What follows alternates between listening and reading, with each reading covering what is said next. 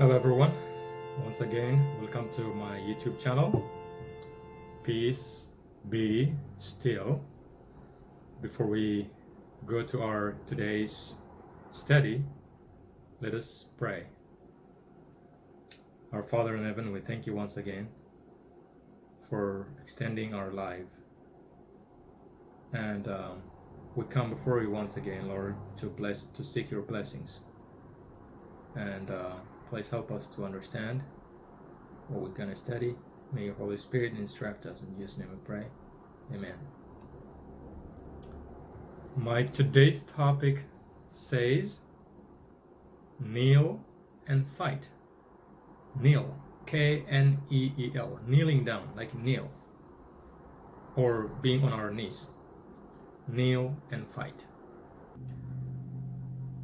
In the Bible, Zechariah 4:6 says, "Then he answered and spake to me, saying, This is the word of the Lord unto Zerubbabel, saying, Not by might nor by power, but by my spirit, says the Lord of hosts. Who art thou, or who are you, O great mountain? Before Zerubbabel thou shalt become plain. Not by might nor by power, but by my spirit, says the Lord." The Lord himself speaks this powerful word. Don't fight by your power.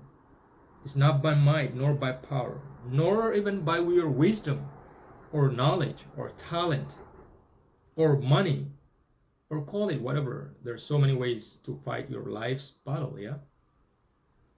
But the Spirit of God says it is by the Spirit. And then he speaks to our mountain, says, "Who are you, you mountain, before my son? Who are you, O great mountain? Before my son Zerubbabel, you shall become plain." You shall become a plain, flat plain. Are you fighting your mountain by your power on your own? Try kneeling down before God first. Before you try everything and get disappointed later, put him first and see what the result would look like. Remember, when we kneel, it's a sign of humility. It makes us humble. But also it's a sign of surrender. When you kneel down, that means you're surrendering. I surrender. When you kneel down before God, when you get down on your knees before God, you're saying that I cannot do this by my own power. I need divine intervention. I surrender to you, Lord. Then God will take care of it. He will take over your case. 1 Peter 5:9 says, "But resist him," he means the evil. "Be firm in your faith." James 4:7-9 says, "Submit therefore to God, resist evil, and he will flee from you. Draw near to God, and he will draw near to you."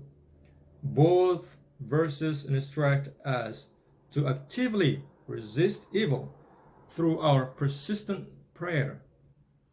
And Psalms 25 verse 2 says, "Oh my God, in you I trust."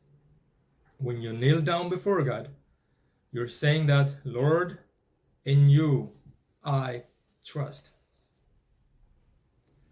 In the book of Luke, chapter 18, verse 1, it says, "And he spake a parable unto them, to this end, that men ought always to pray and not faint, or not lose heart."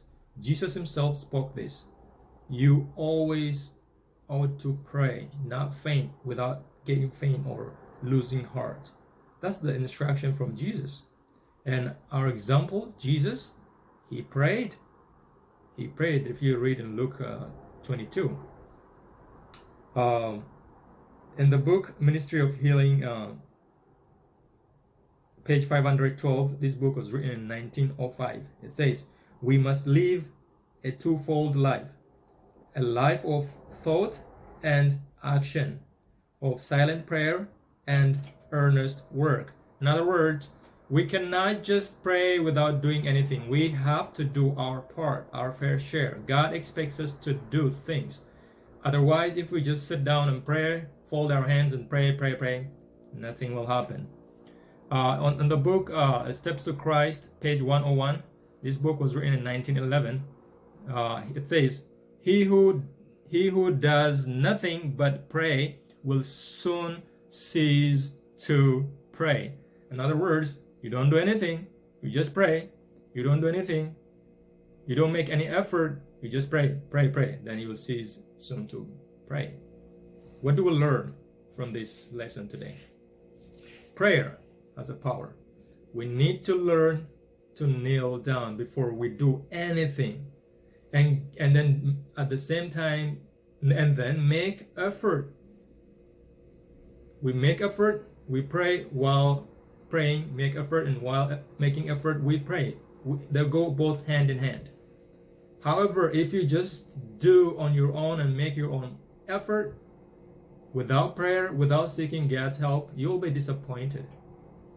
That's what happened to me in the instance I was referring to. I've learned my lesson.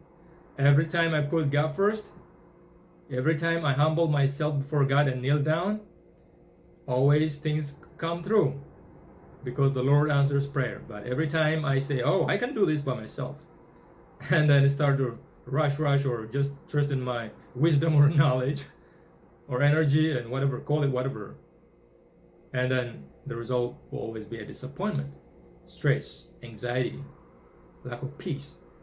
That's why God gave us this beautiful example in the Bible to pray, to kneel down, make ourselves humble before God and surrender to Him. May God help us to live by this word. I want to sing a song in the end. This song is called Sweet Hour of Prayer. Sweet Hour of Prayer.